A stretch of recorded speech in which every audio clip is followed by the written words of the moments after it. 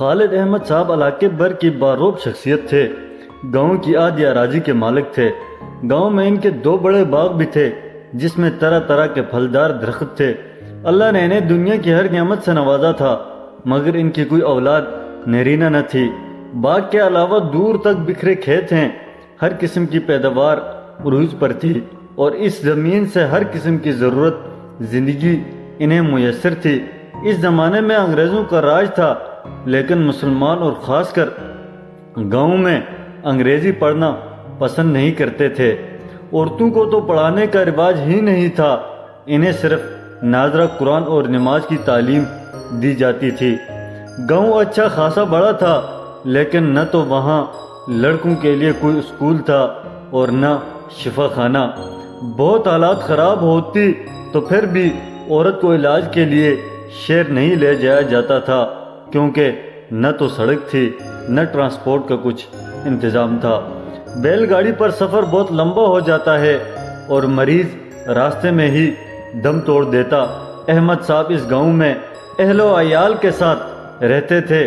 گاؤں کی آدھی سے زیادہ زمینیں ان کی تھی۔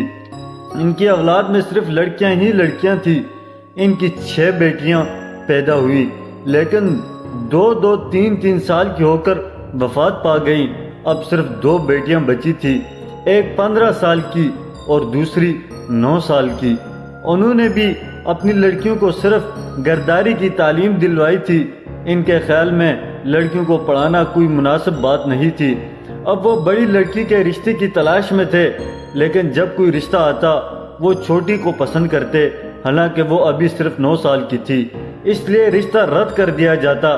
قریبی گاؤں سے ایک رشتہ بہن کے لیے آ گیا جو ہر لحاظ سے بہت عمدہ تھا، اس لیے بڑی بیٹی کی شادی کر دی گئی۔ چھوٹی ابھی صرف 9 سال کی تھی، لیکن اس کے لیے بہت اچھے رشتے آ رہے تھے۔ اسی گاؤں میں ایک اور زمیندار تھے جن کا انتقال ہو چکا تھا۔ ان کا صرف ایک ہی بیٹا تھا جو صرف 15 سال کا تھا اور شہر کے اچھے اسکول میں تعلیم حاصل کر رہا تھا۔ یہ بھی اس گاؤں کا دولت مند خاندان تھا۔ گاؤں کی آدھی اراضی ان کی ملکیت تھی، وہ خود فوت ہو چکے تھے۔ بیگم زندہ تھی اور بیٹے کی پرورش بڑے اچھے طریقے سے کر رہی تھی۔ ان کی خواہش تھی کہ بیٹے کا صرف نکاح کر دیا جائے۔ انہوں نے احمد صاحب کے گھر رشتہ بھیجا۔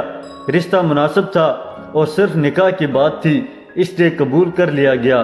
لڑکا ہر لحاظ سے اچھا تھا، جائیداد کا اکلوتا وارث تھا اور عمر کے لحاظ سے بھی ٹھیک تھا۔ نکاح کر دیا گیا، رخصتی بڑے ہونے پر رکھی گئی۔ جب بچی 11 سال کی ہوئی، بیگم پھر امید سے ہو گئی۔ ابھی ولادت میں کچھ دن باقی تھے کہ ایک بڑا حادثہ ہو گیا۔ ان کی دوسری بیٹی جو ابھی 11 سال کی تھی، اس کا شوہر جو شہر میں پڑھتا تھا، اچانک سخت بیمار ہو گیا اور اس بیماری میں اس کا انتقال ہو گیا۔ دونوں خاندانوں میں تہلکہ مچ گیا۔ لڑکے کی ماں اس صدمے کو برداشت نہ کر سکی اور وہ اس جہان فانی سے کوچ کر گئی۔ اس اچانک حادثے میں بچی کی ماں نے ایک بیٹی کو جنم دیا۔ گھر میں ہاہاکار مچی ہوئی۔ بڑی بیٹی نے جو اس وقت تک 2 بچوں کی ماں بن چکی تھی، گھر کو کسی طرح سنبھالا۔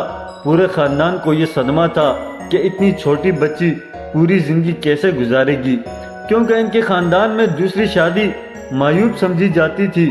بچی اتنی چھوٹی اور کم عقل تھی کہ اسے اپنے اوپر پڑنے والے غم کا اندازہ ہی نہیں تھا۔ اسے جب سفید کپڑا پہنایا گیا اور اس کی چوڑیاں توڑی گئیں تو وہ غم کے مارے کمرے میں چھپ گئی۔ اسے اپنے اوپر ہونے والے غم کا ہی اندازہ نہ تھا۔ وہ چیخ کر رو رہی تھی کہ میں چوڑیاں نہیں توڑنے دوں گی، سفید دوپٹہ نہیں اوڑھوں گی۔ ماں نے بھی اس دن اپنی چوڑیاں توڑ ڈالی اور رنگین کپڑے پہننا چھوڑ دیا۔ اب چھوٹی بہن بھی جوان ہو چکی تھی، اس کے رشتے تلاش کیے جا رہے تھے۔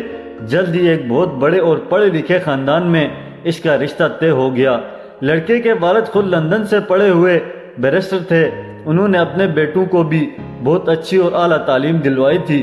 جس لڑکے سے ان کی چھوٹی بیٹی کا رشتہ طے ہوا وہ خود گورنمنٹ کے اعلیٰ عہدے پر فائز تھا۔ احمد جب تک زندہ رہے اسے اپنی بہن کے گھر بھی نہیں جانے دیا۔ وہ ہمیشہ گاؤں میں ہی رہی۔ ان کے انتقال کے بعد چھوٹی بہن انہیں اپنے ساتھ لے گئی۔ اب وہ اپنی چھوٹی بہن کے بچوں کو پال رہی تھی۔ شاید یہی ان کا نصیب تھا۔ دولت تو ان کے پاس بہت تھی، لیکن شادی شدہ زندگی کی خوشیاں انہیں کبھی نصیب نہ ہو سکی۔ بہن کا شوہر اور ان کے بچوں نے انہیں ہمیشہ بہت عزت دی، ماں سے زیادہ ان سے پیار کرتے اور انہیں ہی امی کہتے۔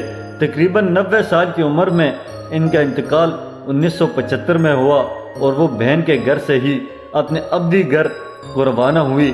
اللہ انہیں اپنے جوار رحمت میں بہترین اور اعلیٰ درجہ عطا فرمائے، آمین۔ تو ناظرین، یہ تھی ہماری آج چھوٹی سی کہانی۔ اگر کہانی اچھی لگی ہو تو لائک، کمنٹ اور دوستوں کے ساتھ شیئر ضرور کیجیے گا۔ مزید ایسی ویڈیوز دیکھنے کے لیے جڑے رہیے گا ہمارے ساتھ اور چینل کو سبسکرائب کرنا مت بھولیے گا۔ تو ملتے ہیں نیکسٹ ویڈیو میں، تب تک کے لیے مجھے دیجیے گا اجازت۔ اپنا ڈھیر سارا خیال رکھیے گا۔ اللہ حافظ۔